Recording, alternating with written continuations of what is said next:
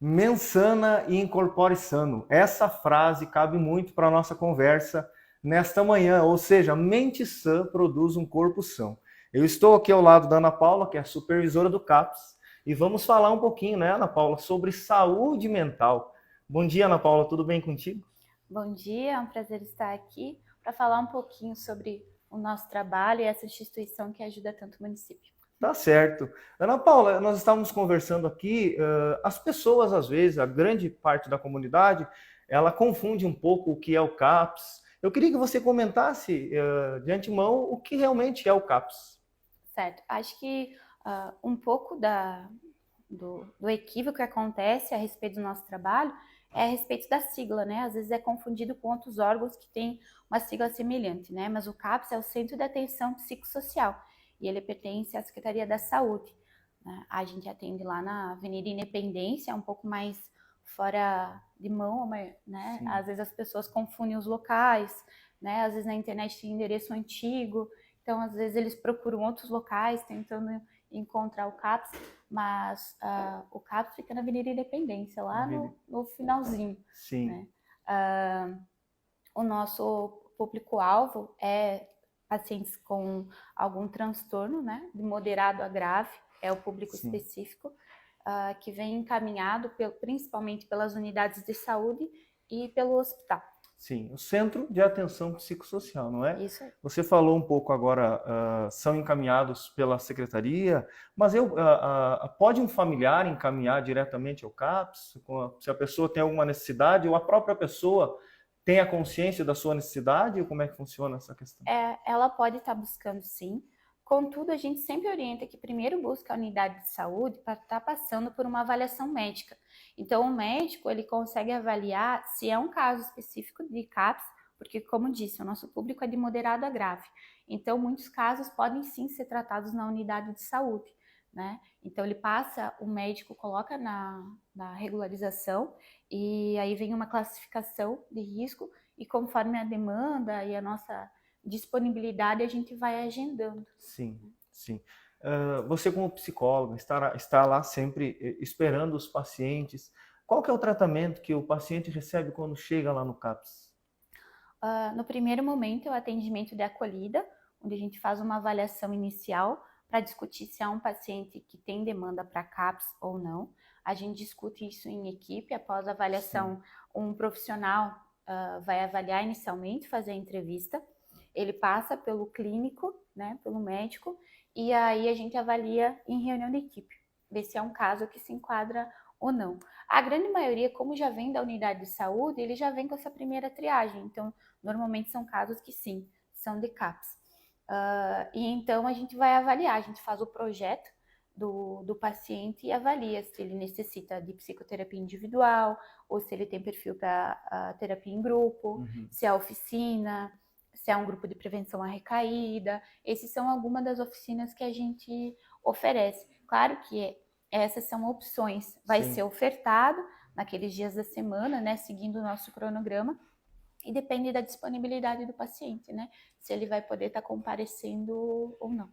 Então ele chega, o paciente ele vai chegar lá, ele vai receber um tratamento, vai ser feita uma análise, não Uhum. é verdade? Mas os principais transtornos mentais que são tratados no CAPS lá hoje, assim, Ana Paula? Atualmente, acredito que seja, a gente está com uma média de 400 e pouquinhos pacientes atendidos no CAPS.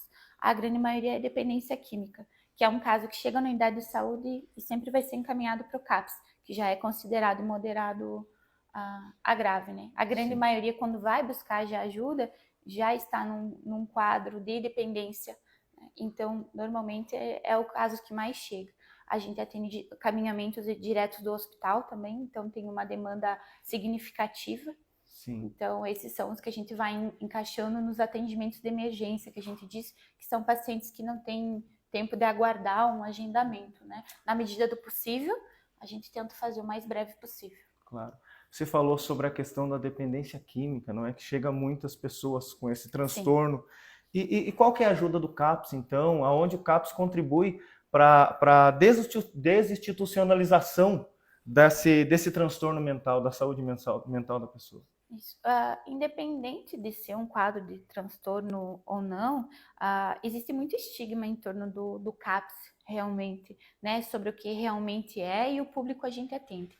Sim. Devido aos quadros, né, de moderada a grave que a gente atende, às vezes tem aquele estereótipo do nosso ambiente, né? Sim. Por isso que é importante espaços como esses para a gente desmistificar, porque muitos pacientes, quando chegam na unidade de saúde e são encaminhados, eles às vezes até recusam, assim, mas para o CAPS eu não vou, né? Sim. Porque não se vê como um paciente com um perfil para aquele lugar, né? E não é bem assim, né? Ninguém, todos nós estamos propícios, ainda mais numa sociedade atual, a necessitar em algum momento de um auxílio psiquiátrico, psicológico, né? Então é um espaço que é para acolher e dentro das oficinas o trabalho que é realizado é justamente para isso, para a gente poder trabalhar essas questões sociais, né, e poder desenvolver, né, poder ter essa interação com a sociedade. A gente faz algumas atividades, né, a gente tem grupo, por exemplo, do dependente químico, ele recebe o atendimento, né, a gente tem um grupo de prevenção à recaída, que é específico para esse grupo, né, Sim. e as famílias também têm acompanhamento, tem um grupo,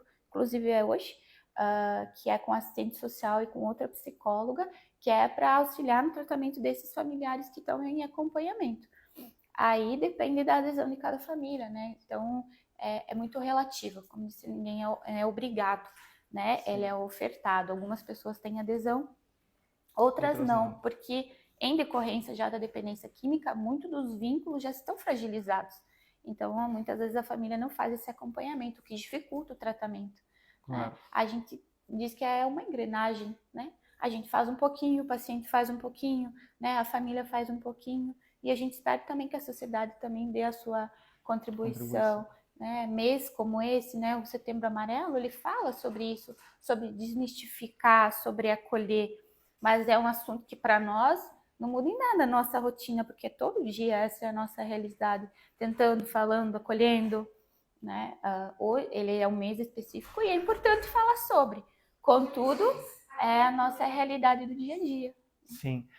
Eu imagino que é salutar a gente falar também que dentro da sociedade, você falou numa sociedade pós-moderna, onde a crise existencial muitas vezes grita, a pessoa ela não tem essa percepção da sua dificuldade, da sua necessidade de um tratamento. Aí você falou que as pessoas, às vezes, elas chegam lá, elas não compreendem.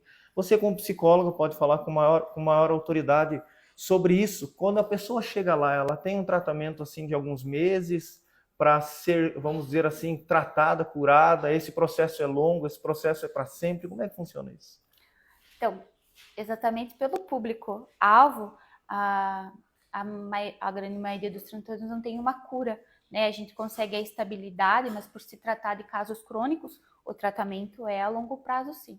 Quando necessário, o encaminhamento da internação também, parte ali do CAPS. É possível fazer nas unidades de saúde, mas normalmente é necessário uma avaliação do especialista. Como nós temos o psiquiatra, normalmente parte daí. Então, não tem um prazo estipulado, não temos um limite de tempo de acompanhamento e nem de recursos utilizados. A gente vai fazendo inúmeras tentativas. Justo.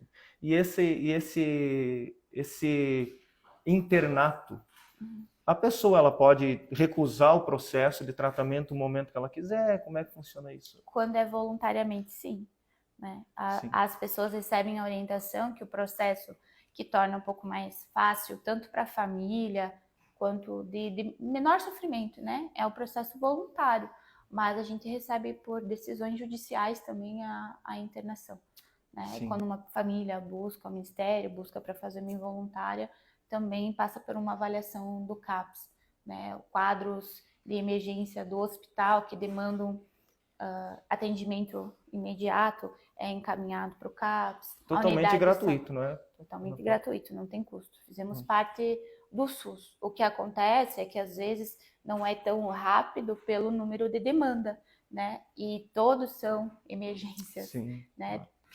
Quem carrega o sofrimento sabe o peso que tem, então é difícil tu avaliar se esse sofre menos ou esse sofre mais. A gente vê pelo risco de vida mesmo e tento avaliar de uma maneira que, né, pelo setor, né, de regularização, pelo grau de classificação, né, vermelho, verde. Sim. Até porque nós estamos falando de saúde mental, não é? Então, cada pessoa ela tem uma característica, um comportamento diferente. Somos completamente diferentes uns dos outros. Esse que às vezes dificulta um pouco o trabalho, não é? E é isso que torna tão interessante. Isso Sermos então, diferentes.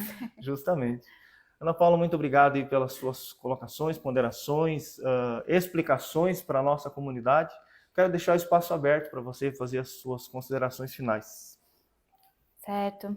Eu acho que faço um pedido, né, para a gente olhar com mais cuidado, com mais cautela, com mais zelo ao paciente que é psiquiátrico, né? Como eu disse, hoje a gente fala mais sobre isso, a gente tem espaços como esse que proporcionam um esclarecimento, mas nem sempre foi assim. Só que as gerações passadas também estão aí, né? Sim. Fazem parte, então às vezes eles não têm entendimento. Então, às vezes é um processo mais demorado, isso de se autoavaliar e se perceber com essa necessidade. Então, às vezes, a gente que está de fora e que tem acesso a essa informação, cabe a nós também partir esse processo de conscientizar, de entender, de encaminhar, buscar a unidade de saúde, não esperar as coisas fugirem, né, do controle. Quando tiver sintomas, as crises de ansiedade começarem a acontecer, sintomas persistentes, né, de tristeza, desesperança, né, não vamos subestimar, não é uma coisa que não é normal. A gente tem dias que a gente tá triste, né? Mas não é normal isso persistir durante meses. Dias difíceis todo mundo tem, né? Mas tem tratamento, é gratuito e está à disposição da sociedade. Então, quanto mais clareza a gente tiver sobre o que é ofertado, maior a chance da gente ter um resultado melhor e diminuir esses índices que são grandes na cidade e no Brasil.